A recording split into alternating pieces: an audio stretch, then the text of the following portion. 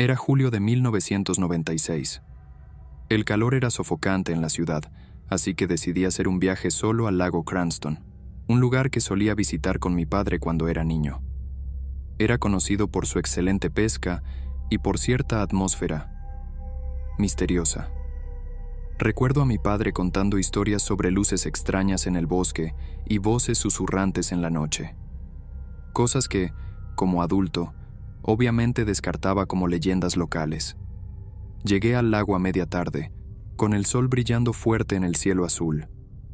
Encontré un lugar tranquilo en la orilla, lejos de otros campistas, y monté mi tienda de campaña. Pasé la tarde pescando, disfrutando del silencio y la soledad. Atrapé algunos robalos, suficientes para la cena, y mientras el sol empezaba a ponerse, encendí una fogata. Fue entonces cuando las cosas empezaron a ponerse extrañas. Primero, fue un sonido. Un crujido de rama quebrándose vino del bosque detrás de mí. Miré hacia atrás, pero no vi nada. Probablemente solo sea una ardilla, pensé, tratando de ignorar el escalofrío que me recorrió la espalda. Poco después, escuché otro sonido. Pasos. Pasos lentos y pesados, dando vueltas alrededor de mi tienda de campaña. Mi corazón empezó a latir más rápido. Agarré mi linterna y la dirigí hacia donde provenían los sonidos, pero no había nada allí. El bosque estaba oscuro y silencioso, excepto por el crepitar de la fogata. Intenté convencerme de que era solo mi imaginación, tal vez el viento o algún animal nocturno, pero la sensación de que me estaban observando era abrumadora. Me quedé allí sentado, agarrando mi linterna con fuerza, hasta que finalmente el sueño me venció. Desperté en medio de la noche con un frío intenso. La fogata se había reducido a brasas y el bosque a mi alrededor estaba oscuro como el carbón. Entonces vi sombras, formas oscuras e indistintas moviéndose entre los árboles, cerca del borde de la débil luz de la fogata. No eran animales, eran demasiado altos, demasiado delgados.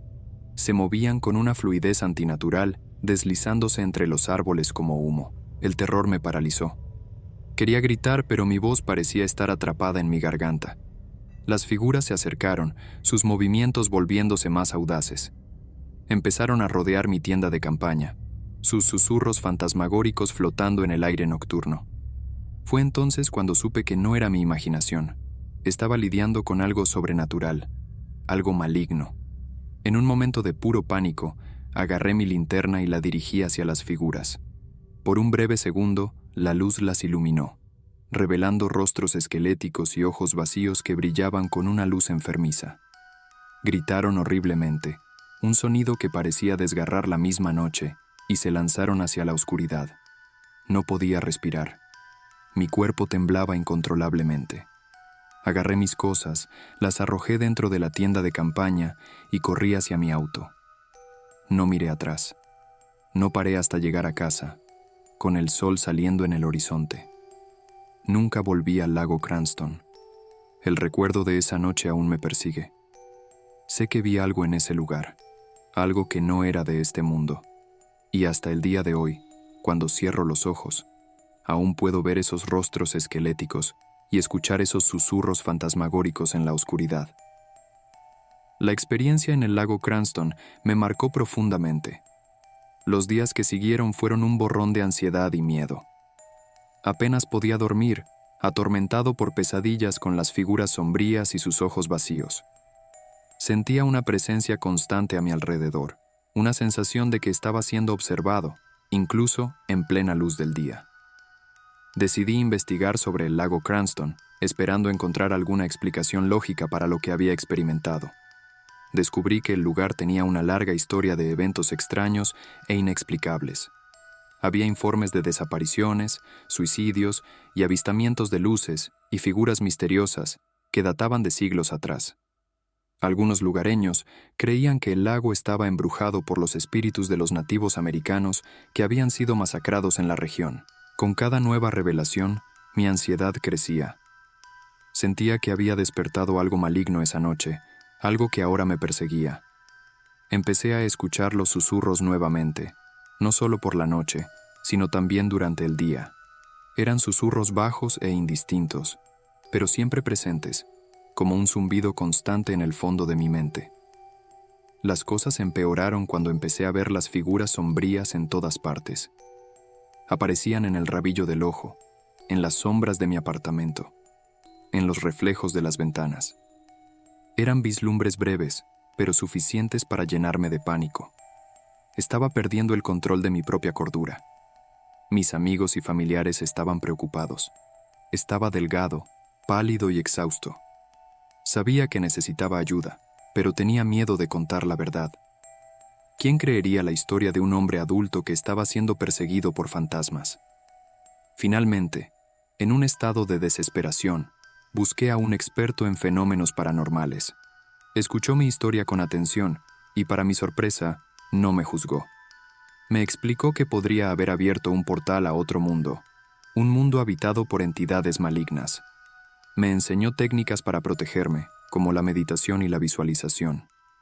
También me dio amuletos y cristales para alejar a las entidades. Poco a poco, con mucho esfuerzo, empecé a recuperar el control de mi vida. Los susurros disminuyeron. Las figuras sombrías aparecieron con menos frecuencia.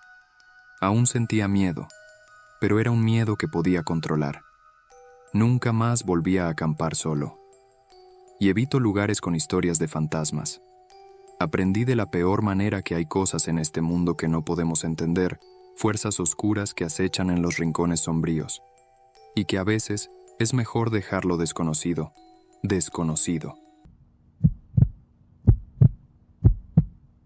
Siempre he sido terco. Siempre me dijeron que no hiciera algo, y yo iba y lo hacía. Era como si una parte de mí necesitara demostrar que todos estaban equivocados.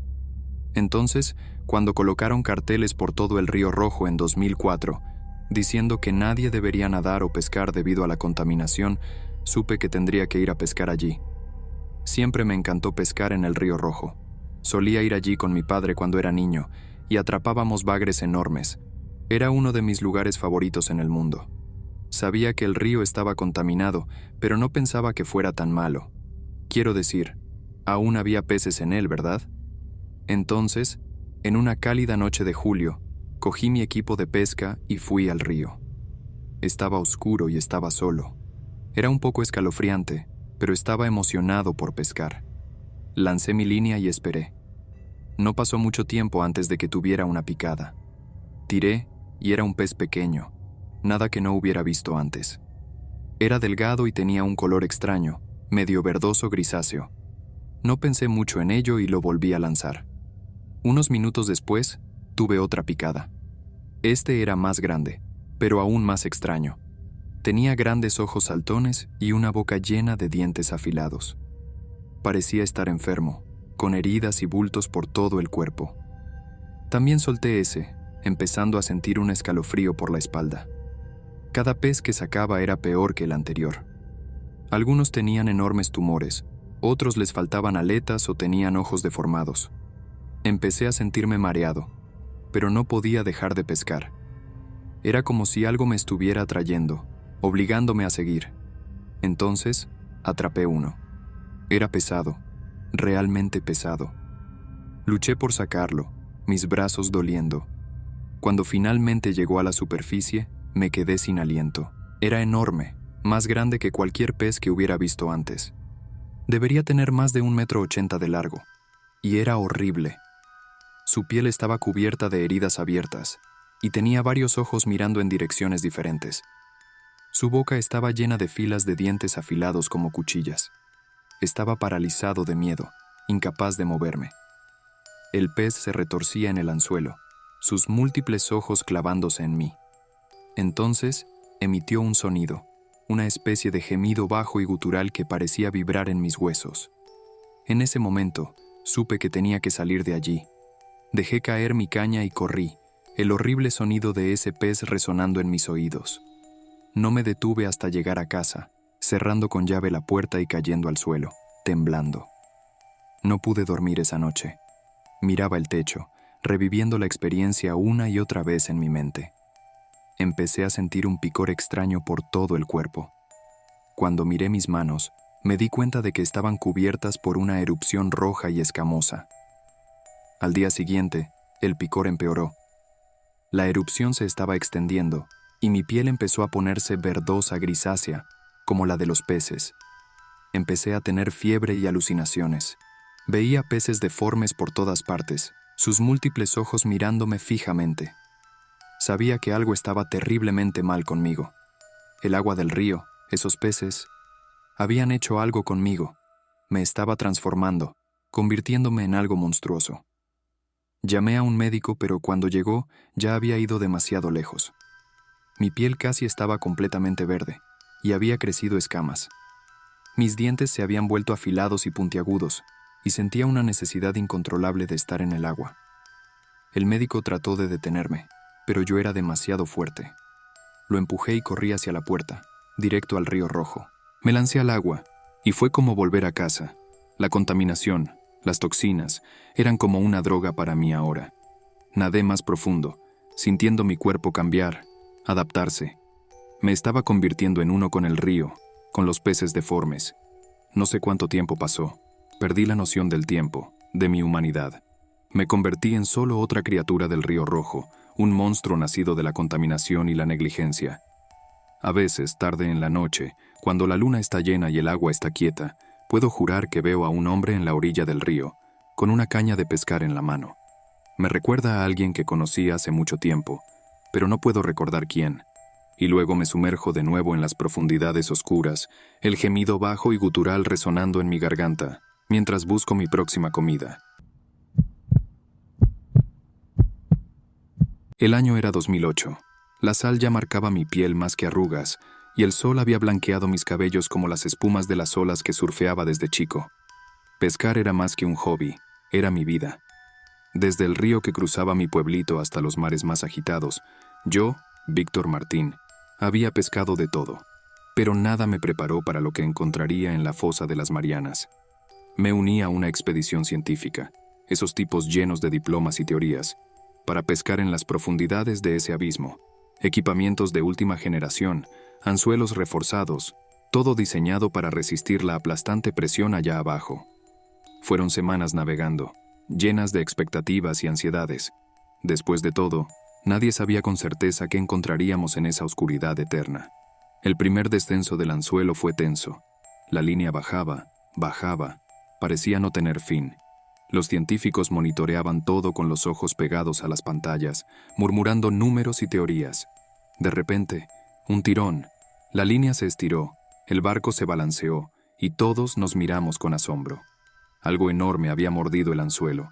Luchamos durante horas, con el brazo adolorido, la espalda gritando, pero ese bicho era más fuerte que todo lo que habíamos imaginado. Él tiraba, la línea gemía, y el miedo comenzó a instalarse en todos nosotros. Cuando finalmente comenzamos a izar a la criatura, el agua se agitó, formando remolinos alrededor del barco.